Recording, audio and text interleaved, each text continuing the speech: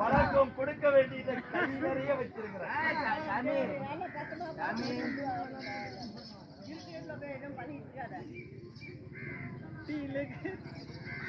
எண்ணி கொடுக்க வேண்டியதெல்லாம் என் தாயிடத்தை கொடு.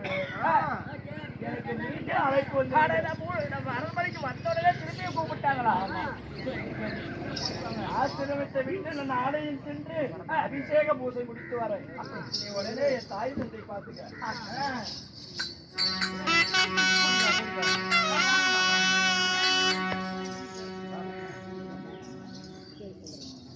மருமகளே ஏண்டி கழிச்சுட்டேடியா? அப்படியே மாமன் வந்த உடனே அப்படியே எல்லாத்தையும் கொள்ளாதையும் சிரிக்கலாமாடா ஆளுக்காக சொன்ன அந்த மாதிரி எல்லாம் சொல்லவே இல்லப்பா. நானும் அரண்மனையிலிருந்து பார்த்துக்கிட்டே தான் இருக்கிறேன்.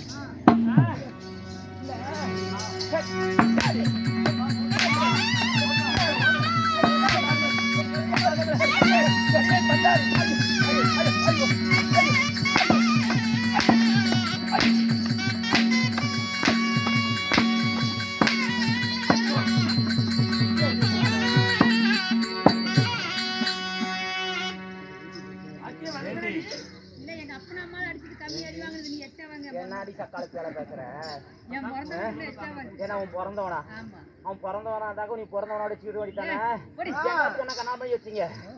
ஏண்டி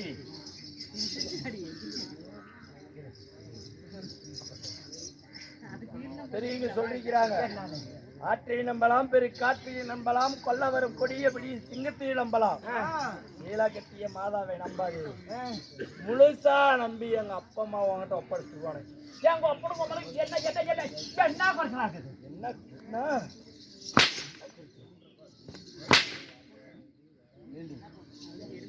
எவ்வளவு உதவ பண்றீங்க?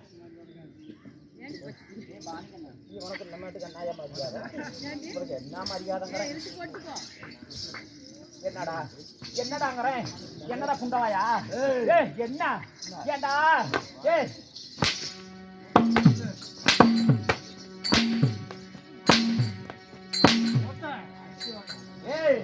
நீ ஆம்பளம் தானே? என்ன சாமி அடிக்கடிக்கு எந்த புள்ளாட்ட நிக்கிறா? ஒரு அடி அடிச்சுட்ட அப்படியே நக்க கொடுத்துருவேன். கூட்டிட்டு போகிறா அவனுக்கு இருக்கிற பேச்சு உன கூப்பிட்டா மந்திரி இப்ப கூப்பிட்டனா? அது மகன் அவனுக்கு நீ மந்திரி தானே? ஆமா. அவன் சொன்னா அடிக்கிறனா வந்து இல்ல. ஆமா ஆமா ஆம்பளை முன்ன போய் கேட்டோம். ஆம்பளை கேட்டோம். நீங்க ஆம்பளை எங்க காட்டு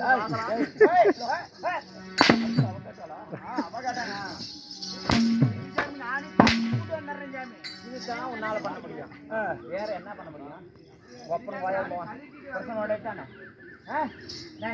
மூர்த்தி நீ மூர்த்தி தான். நீ மட்டும் கேளு. நான் சொல்றேன் நாயத்தை நல்லா நக்கல் கேளு. கேளு இங்க வா. இங்க வந்து நில்லு. எல்லாரும் ஆம்பளைங்க தான். எல்லாரும் பொம்பளைங்க தான். ஏன் நாயத்தை கேளுங்க ஐயா. கோயாளுங்க அப்பனும் ஆம்பளை பொம்பளைங்க தானே? ஆமா. நானும் ஒரு பொம்பளை தானே? ஆமாடி.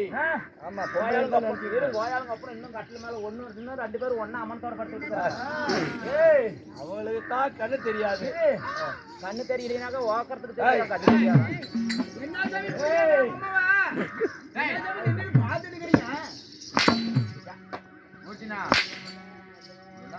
பாரு இதுக்கு மேல ஆம்பளை இது வரைக்கும் தான் ஆம்பளைங்களுக்கு மரியாதையா பேசிட்டு இருக்கிறேன். இருங்க ஓயாளுங்க அப்புறம் ஓக்கால பேசுறாங்களா? கேக்குறேன். என்ன இதுக்கு மேல தொட்டு விட்ட எடா பொட்டையா பொட்டையா பொட்டையா எடா பொட்டையா இருக்குதா? மானம் இருக்குதா? ஈனம் இருக்குதா? ஏண்டா சுண்ணில பொட்டையா வெளியே எடுத்து கல்யாணம் பண்ணி 10 வருஷம் ஆகுது. பொண்டாட்டி இல்லாம நீங்க பெருமா இல்ல பானா போன எதுக்கு நான் என்ன மண்ணையாளி சொல்லிட்டு இருப்பேன். மண்ணையாளி சொல்லிட்டு வருவான், நாளைக்கு வருவான், நாளானிக்கு வருவான்னு அப்பாயா இருக்கிற வரைக்கும் என்கிட்ட வந்து படுக்க மாட்டேங்கிறேன். நீ என்கிட்ட வந்து ஒரு நாள் படுத்துருந்தா நான் அந்த வேலையை செய்வேனா? ஒரு பொம்பளை என்னப்பா செய்வா? அவங்களை செஞ்ச கொடுமைக்கு உயிரோட விட்டா தானே? என்னன்னா உயிரோட விட வேண்டாம். இங்க பாரு இப்பயும் சொல்றேன் என்கிட்ட வந்து ஒரே நாளைக்கு பழு செஞ்சு மீதி அவங்க அடிச்சு அப்புறம் கேளு அப்படியா கொட்டையும் படுக்க மாட்டேன் சாமி கடப்பாறை காயை சொல்ல விட்டுருங்க நல்லா இருக்கும் காமத்துக்கு அடிமைப்பட்டிருக்கிறாவ இவளை விட்டு வச்சிருக்கிறதுனால அவன் குலத்துக்கு பெருமை இல்லை இவளை உடனே கொடுக்க வேண்டியதை கொடுத்து படியாத மாதிரி படியாத குமிஞ்சிக்கிற கூட கொடுக்கிறேன்டி கொடுக்குறேன் கொடுங்க சரி ஏய் நண்பா அவ்வளவுதானா இவளை அடிக்கிறதுனால பிரயோஜனம் மேடம் கேட்டா நான் அடி வாங்குற பொம்பளையா இந்த தக்காளத்திங்களா அடிப்பாங்க நம்ம பார்த்துட்டு போலான்னு உட்காந்துட்டு இருக்கிறாங்க தக்காளத்திங்க சரி அடி அடிதான் அடிக்கணும் ஆகுறான் அடிச்சு போட்டேன் தாய்க்கா அம்மா பாவா ஆளு பதி அடிக்கிறேன் ஆசைப்பட்டுட்டாங்க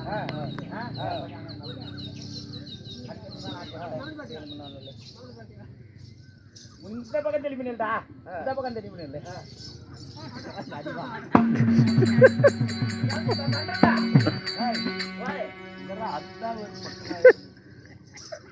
சரி இவன் இன்ப சுகத்துக்கு ஆசைப்படுறதுனால இவன் எப்படி 4 பேர் இருக்கு கூட இதை பேசுறான் அதனால 4 பேர் இருக்கும் போது கூட உணர்ச்சி நக்கங்கட்டு மானங்கட்டு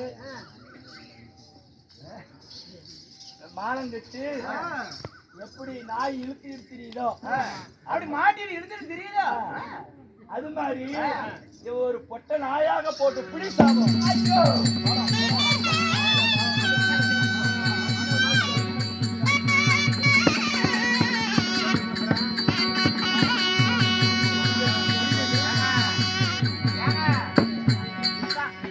நாய் கேட்ட கேட்டுக்கு ஞாயிற்றுக்கிழமை போட்டியா ஆமா ஆமா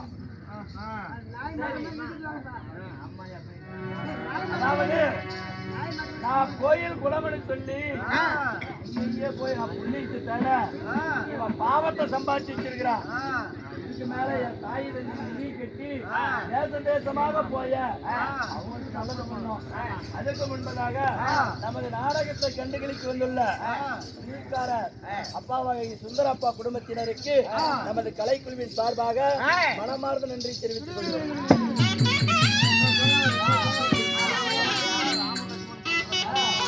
ராமரட்சிபுரம் இருப்பாங்க ஒரு 10 நிமிஷம் உட்காருங்க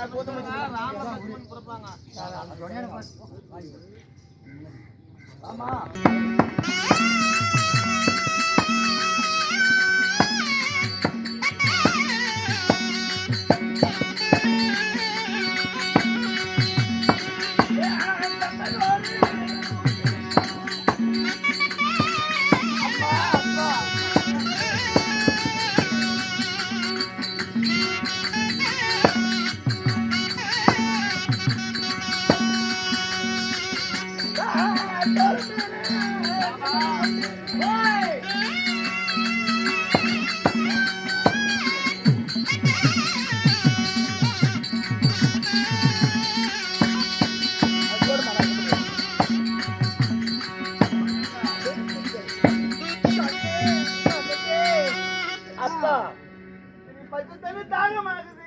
அப்படியா சரி அப்பா இதோ ஜாலா விருச்சிகத்தினுடைய நிழல்ல இருங்க மயிலும் குயிலும் கூவும் இடத்தில் ஜலம் இருக்கும் என்று சான்றோர் சொல்லியிருக்காங்க தண்ணீர் தடாகம் எங்கே இருக்குது என்று சென்று நான் ஜலம் திரட்டி வர்றேன்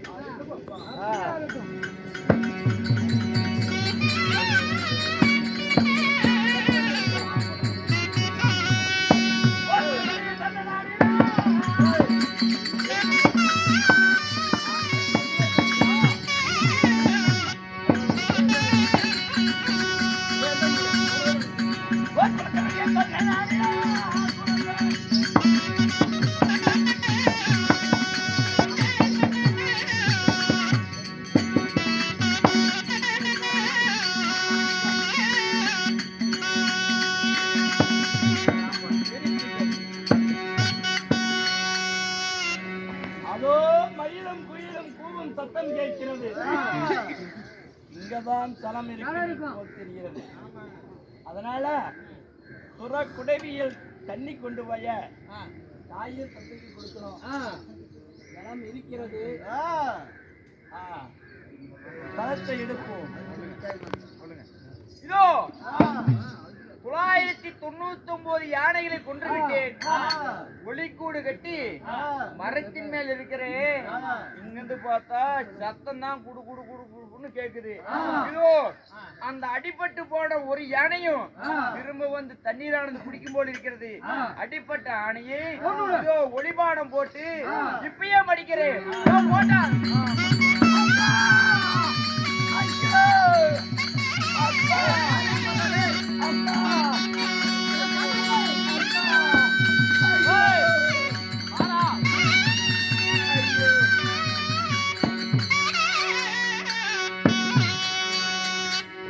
ஒளிபானம் போட்டேன். ஆனையாந்தா பீர் பீர் தான் கத்தும். ஐயோ அம்மானு கத்தாத ஆனை. ஒரு மனிதனுடைய சத்தமா இருக்குது. என்ன என்னன்னு போய் பார்க்கணும். பார்க்கணும் போய் பார்க்கணும். ஐயோ ஐயோ ஐயோ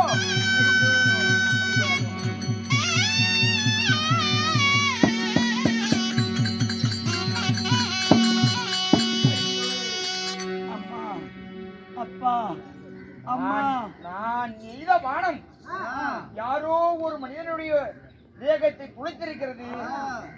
ஆணைக்கு குறிவைத்து ஆடவர் மேல் விழுந்து விட்டது. சுவாமி அந்த நேரே யாரப்பா நீங்க? இந்த பானத்தை எய்தவன் நானே. ஐயோ, நீங்கள் தான் என் மேல் பானம் தொடுத்தீரா? ஆமாம் சுவாமி. நான் உன்மேல் என்ன பகை வைத்தனா? உனக்கு பாவம் செய்தனா? என் மேல் நீ பானம் தொடுத்திருக்கிறாய். ஐயா, நீங்க எனக்கு எந்த குத்தமும் செய்யல. சரி, நீங்க யாருன்னே எனக்கு தெரியாது. ஆனா நான் 3 மனைவிமாரை திருமணம் செய்து இவ்வளவு காலமாக எனக்கு குழந்தை பாக்கியம் இல்ல. சரி, பிரம்மதேவனை நோக்கி கடூரமான தவங்களை செய்து அப்போ பிரம்மா சொன்னார், தசரதா நீ புண்ணியத்தை மட்டுமே செஞ்சிட்டு இருக்கிற, நீ பாவமானது செய்யணும். பாவமும் புண்ணியமும் கலந்து செய்தால் மட்டுமே கர்ம வினையால் உனக்கு குழந்தை பிறக்கும் என்றார். சரி, அதனால் 1000 ஆணைகளை கொள்ள வந்து 999 யானைகளை முடித்து விட்டு ஒரு யானை அடிபட்டு ஓடியது. அந்த ஆணை தான் தண்ணி குடிக்கணும்னு சொல்லி ஒளிபானம் போட்டு ஒளி கூட தந்து போட்டோம்பா. ஆணை தான் குடிக்கும்னு பானம் போட்ட உடனே நீங்க ஐயோ அம்மானு கத்துனீங்களா? யார் என்று பார்த்தால் நீங்க. சுவாமி, அடியேன் தான் உங்கள் மேல் பானம் போட்டவன். அடியேன மன்னியுங்க சுவாமி. மன்னிப்பதற்கு என்னப்பா இருக்குது? பிரம்மதேவனே நல்லவனா இருந்தா நாட்டுல இடம் இல்லைன்னு சொல்லிவிட்டான். சரியா? ஒரு பாவமாவது செஞ்சிருக்கணும். ஆமா, அதனாலதான் வாழ்வு தொடரும்னு உன்கிட்ட சொல்லிருக்கிறாரு. ஆமா, உனக்கு வாரிசு கிடைக்கும்னு சொல்லிவிட்டாரு. ஆமா, நீ அன்பெஞ்சத்துல பாவம் இல்ல, எனக்கு தாயும் தந்து 2 பேரும் நேத்திரம் இல்லாம இருக்கிறாங்க. அப்படியா? ஆமா சாமி, என் மனைவியார் செய்த கொடுமையால என் சொந்த நாட்டை விட்டு தாயும் தந்தைய காவடி கட்டி நாடு நாடா நான் யாசனம் பெற்று வந்துட்டு இருக்கிறேன். அப்படியா? அவங்க தண்ணி தாவத்துக்காக ஆலமரத்து அடியில உட்காந்து இருக்காங்க. அவங்க உயிர் இன்னும் கொஞ்ச நேரத்துல போயிரும். நான் இங்க பேசிக்கிட்டே இருந்தா ஐயா, உயிர் போவதற்கு முன்பாக என்ன மாதிரியே போய தண்ணி கொடுத்து அவங்க உயிரை காப்பாத்துப்பா. அப்படியா? சுவாமி, அடியேன் செய்த தவறை பெரியோர்கள் மன்னியுங்க. அப்படியாகட்டும், உங்க தாய் தந்தைக்கு நான் ஜலந்தரட்டிக்கு போய்க்கிறேன், சென்று வருகிறேன். அம்மா,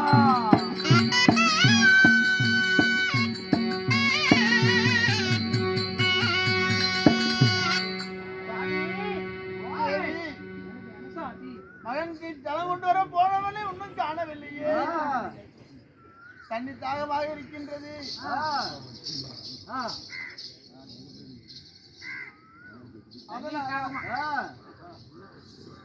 அப்பா, நான் தான் உங்களுடைய மகன் குருபுத்திரன். குருபுத்திரன் என்று சொன்னால் எங்க மகனுடைய குரல் எங்களுக்கு தெரியாதா? நீ யாரு? என் மகன் எங்க? அப்படியா? சுவாமி, நான் குருபுத்திரன் அல்ல, நான் குடகுரி அயோத்தி மாநகரை ஆளக்கூடிய தசரத சக்கரவர்த்தி. நான் புத்திர சந்தானம் என்பதற்காக 1000 ஆணைகளை கொண்ட காடகத்திற்கு வந்தேன். 1099 யானைகளை மடித்து ஒரு யானை வருவதற்காக இந்த குளக்கரையின் அருகிலே ஒளிகூடு கட்டி மேல இருந்த மரத்து மேல யானை தண்ணீர் குடித்தால் குடு குடு குடுன்னு சத்தம் வரும். சத்தத்துக்காக காத்திருந்தேன். குடு குடுன்னு சத்தம் வந்தது. மேலிருந்து ஒளிவானமதி எய்து மேலிருந்து ஒளிவானமதி எய்த உடனே கீழே குளக்கரையிலே ஐயோ அம்மா ஐயோ அம்மா அப்படின்னு அழுகுறான்னு கேட்டது. நான் ஆணைக்கு குறி வைத்தேன், யாரோ அழுகிறாரே அப்படின்னு கீழே வந்தா நான் எய்த குளக்கரி அயோத்தியமா நகரத்து அம்பு மனிதனின் நெஞ்சு துளைத்திருந்தது. யாருன்னு பார்த்தேன், அவர் நானானப்பா குருபுத்திரன் என்று சொன்னார் சாமி. உங்கள் மகன் மீது பானம் மீது உங்கள் மகன் மடியன் தருவாயில் இருந்தா சாமி, உங்க மேல பானை எய்தவன் நான் தான் அப்படின்னு சொன்ன உடனே என் உயிர் போனாலும் போகட்டும், எங்க அப்பா அம்மாவுக்கு தண்ணி கொண்டு போய் கொடு, கவுச்ச வாய்க்கு பிள்ளை தண்ணி கொடுக்காம போயிட்டானே அப்படிங்கிற பாதகம் வந்து நேர்ந்துரும் அப்படி என்று சொன்ன உடனே உங்களுடைய மகனுடைய உயிரானது பிரிந்து விட்டது.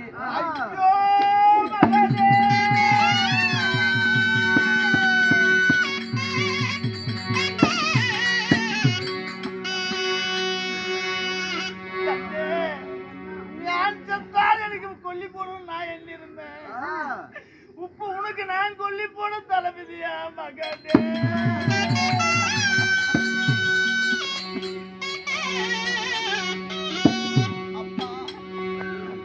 நான் என் மகனை பார்க்க வேண்டும். அப்படியா சாமி, நான் உங்க மகனிற்கு இடத்துக்கு கூட்டிட்டு போறேன். இந்தாங்க உங்க பையனோட உயிரானது பிரியும் பொழுது என் தாயும் தந்தையும் தண்ணீர் இல்லாமல் இன்னும் சிறிது நேரத்தில் மடியும் மாண்டு விடுவார்.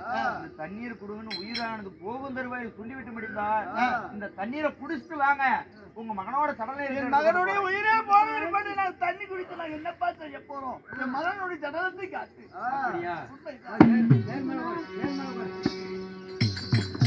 பாருங்கள்,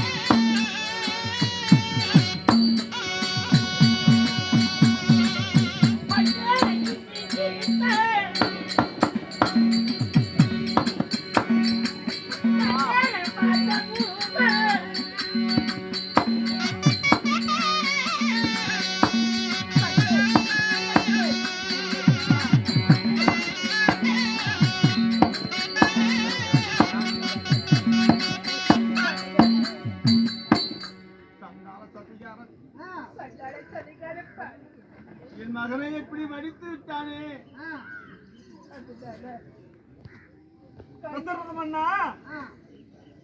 சாமி, என் மகனை எப்படி கொன்றாயோ, எனக்கு உதவாத மாதிரி எப்படி நீ பண்ணினாயோ, உனக்கு என் 3 குழந்தை பிறக்கும், 4 குழந்தை பிறக்கும், 4 குழந்தைகள் ஒரு குழந்தை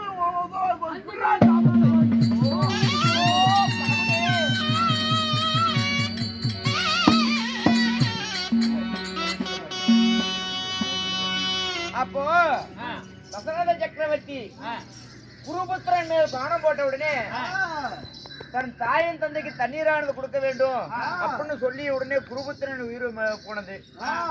குருபுத்திரன் போடவே தசரத சக்கரவர்த்தி அவன் தந்தைக்கும் தாய்க்கும் தண்ணீர் கொண்டு போனான். தண்ணீர் கொண்டு போய் சொன்ன உடனே நான் தாமா அவங்க மகன் வந்திருக்கிறேன் குருபுத்திரன், தண்ணீர் குடிங்க அப்படின்னு சொன்ன உடனே அப்போ தாயும் தந்தையை கண்டு கொண்ட அனுபுத்திரனும் அவர் மனைவியும் என் மகனின் சாராம்சம் எனக்கு தெரியும், என் மகன் அல்ல நீ, சரி யார் நீ அப்படின்னு கேட்டார். நான் தான் குடகிரி அயோத்திமா நகரை ஆளக்கூடிய தசரத சக்கரவர்த்தி. பிள்ளை பாக்கியம் வேண்டும் என்பதற்காக புலிகூடு கட்டி 1000 ஆணைகளை கொள்ள வந்தேன். என் பானத்துக்கு உங்க மகன் இரையாயிட்டார், நான் உங்க மகனை கொண்டுட்டமா, உங்க மகன் மடிஞ்சிட்டார் அப்படின்னு சொன்னேன். சரி என் மகனின் சடலத்துக்கு கொண்டு போய் காட்டு அப்படின்னு சொன்னார். அனுபுத்திரன் அவர் மனைவியும் சரி கொண்டு வந்து காட்டிய உடனே அழுது புலம்பி விட்டு, தசரதா எந்த பிள்ளை பாக்கியம் வேண்டும் என்பதற்காக என் மகனை கொண்டாயோ, 3 மனைவிக்கு 4 குழந்தைகள் பிறக்கும், 3 மனைவிக்கும் 4 குழந்தைகள் பிறக்கும், ஆண் பிள்ளைகள். ஆமா, உனக்கு அதிகால நேரும் பொழுது என் பிள்ளை எப்படி என் தாகத்துக்கு தண்ணீர் கொடுக்காம போனிச்சோ, அதுபோல் உனக்கு அதிகால நேரும் பொழுது உனக்கு சாவும் தருவாய் வரும் பொழுது உனக்கு உயிர் தண்ணி ஒரே குழந்தைகள் கூட ஊத்தாதரா புறா சாபம் என்று அளித்தார். ஒரு குழந்தையோட தண்ணீர் கொடுக்காது அப்படின்னு சாபம் அளித்தார். ஆமா சரி சாபத்தை வாங்கி கொடுத்த உடனே அந்த தாயின் தந்தை உயிரும் இருந்தது. அங்கேயே தாயின் தந்தை உயிரும் அங்கே பிரிந்தது. சரி சந்தன கட்டை குங்கும கட்டை வெட்டி காட்டிலேயே 3 தகனை செய்து அவர் அஸ்தியை எடுத்து ஆத்திரி அங்க இருக்கும் ஆத்திரியை கடத்திட்டு சரி அயோத்திமா நகரம் போனோம். போன உடனே புத்திரகாமேஷ்டியாக செய்து பிண்ட பிரசாதம் பிறந்தது. அந்த பிரசாதத்தை 3 மனைவிக்கு பிரித்து கொடுத்த உடனே என் மனைவிமார் கற்பம் தரித்தார். ஆமா, தசரத சக்கரவர்த்தியின் மனைவிமார் கோசலை, கைகை, சுமித்திரை 3 கற்பம் தரித்தார். சரி கற்பம் தரித்து எப்படி கற்பம் தரித்து முதல் மனைவிக்கு கோசலைக்கு ராமர் பிறந்தார், கைகைக்கு பரதன் பிறந்தார், சுமித்திரைக்கு லட்சுமணன் சத்ருகன் பிறந்தார். சரி 4 பேர் பிறந்தாலும் இப்போ என் மக்கள் விளையாடும் பருவம் இப்படி வளர்ந்துட்டாங்க. விளையாடும் பருவம். சரி இப்போ ராமர் லட்சுமணர் சபை தற்பார், அவரால் மற்ற விஷயம் என்ன